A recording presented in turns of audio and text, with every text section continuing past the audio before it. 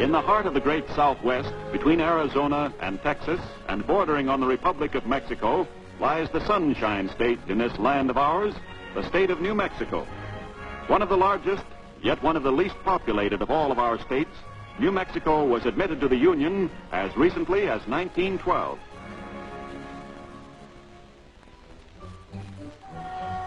Centuries before the Spaniards came, the region was inhabited by Indians who developed a high degree of civilization. They lived in huge communal houses. When Francisco Vasquez de Coronado explored this region in the early part of the 16th century, he called these strange villages pueblos. Today, descendants of the Indians of Coronado's day still inhabit this region. Many still live the simple existence of their forefathers, baking bread by methods in use long before Columbus discovered America, and making shoes the way their ancestors did many centuries before.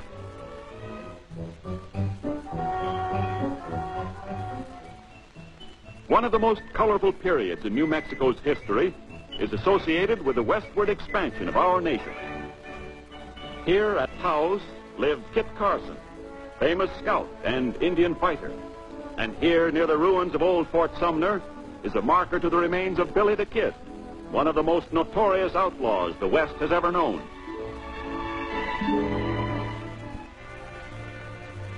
Despite the terrors of Indian and desperado, traders and settlers surged westward over the old Santa Fe Trail toward the fabulous city of Santa Fe. The royal city of the Holy Faith of St. Francis, the name the Spaniards gave Santa Fe when it was founded in 1609, has been a capital city continuously for over 300 years, making it the oldest capital city within the boundaries of the United States. Santa Fe is a mecca for those who would discover anew the glories of a bygone era. Here, a monument to the memory of Spanish rule, stands the ancient palace of the governors. Here, too, is the San Miguel Church, said to be the oldest church in the United States.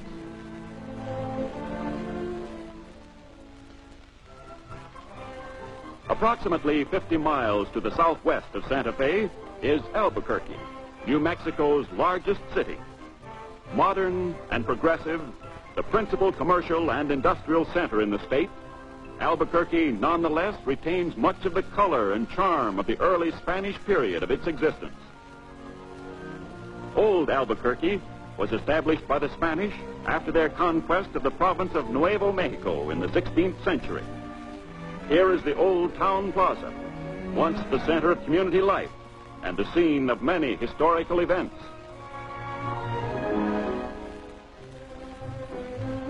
In Albuquerque is the University of New Mexico.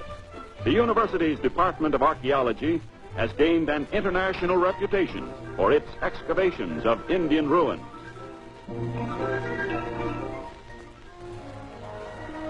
Rich in natural resources, New Mexico ranks high in the production of minerals and oil. Although New Mexico annually contributes a large share to the nation's petroleum output, her tremendous reserves are said to have scarcely been tapped. Of great importance as a fertilizer and widely used in the chemical industry is potash. Hundreds of feet below the earth, the potash is mined and then brought to the surface, where it is refined for marketing.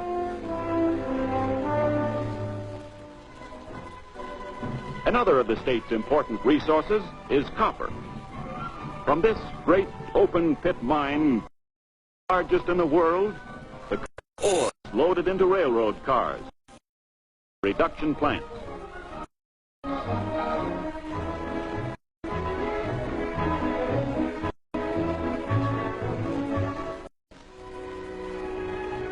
Much of New Mexico's land requires irrigation. However, agriculture is important to the state's economy. The raising and processing of cotton into cloth was practiced here by the Indians long before the Spaniards came. And today, in the southern part of the state, the growing of cotton is increasing in importance, contributing thousands of bales each year for the nation's needs.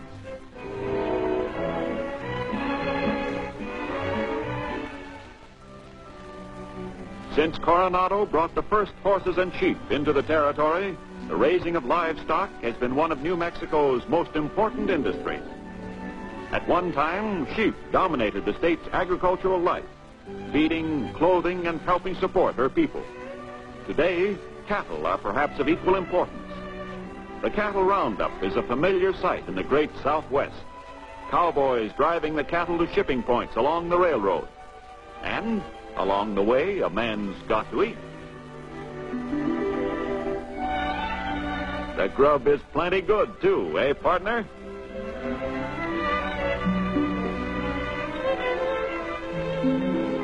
New Mexico is a paradise for those who thrill to nature's wonders. This is Ship Rock, which, according to Navajo legend, flew as a ship in full sail to its present site, bringing the tribe to New Mexico. And this, yes, no, well, it looks like snow, but it isn't. It's the white sands near Alamogordo, almost pure gypsum, one of nature's most interesting displays.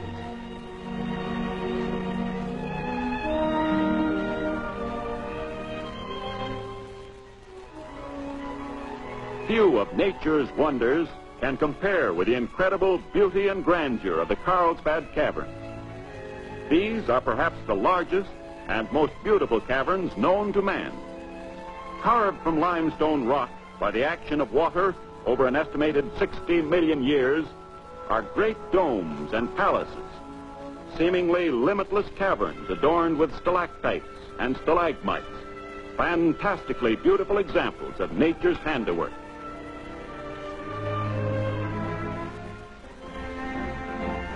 And while we're speaking of colorful attractions, let's not forget New Mexico's great Indian Intertribal Ceremonial, which each year attracts thousands of visitors to Gallup. Navajo, Apache, Pueblo, and other tribes gather from far and near to take part in a spectacle of parades and dances that is perhaps without equal.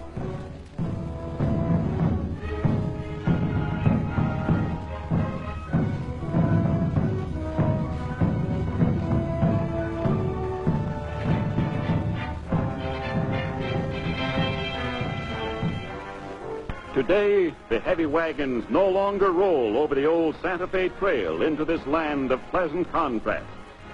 But out of this heritage of conquistadores and pioneers has come a friendliness that is so much a part of the Old West.